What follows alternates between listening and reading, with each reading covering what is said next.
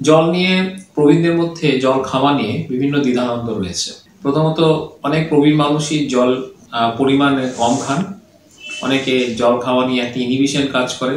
অনেকে শীতে, বিশেষ করে শীতকালে জল পান খুব কম করেন।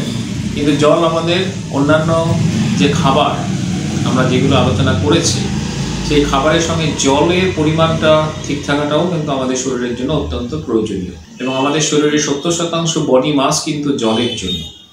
আমাদের কোষের অন্যতম উপাদান জল, আগেই বলা হয়েছে। রক্তের 50% হচ্ছে জল, জলীয় পদার্থ।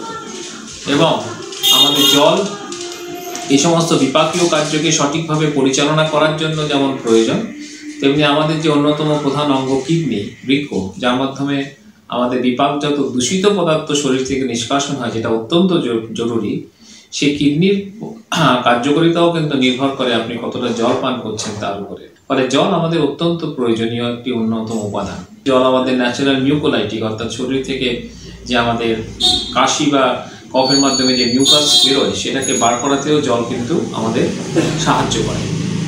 এবার জল, কোনো জিনিসের মধ্যে জলও অত্যধিক পরিমাণে খাওয়া যাবে না, বা অতি কমও খাওয়া যাবে না। সচরাচর বলা হয়ে থাকে যে প্রবীণদের ক্ষেত্রে যদি কোনো রকম বাধা নিষেধ না থাকে, তাহলে 2 থেকে 3 লিটার সারাদিনে জল পান করা উচিত।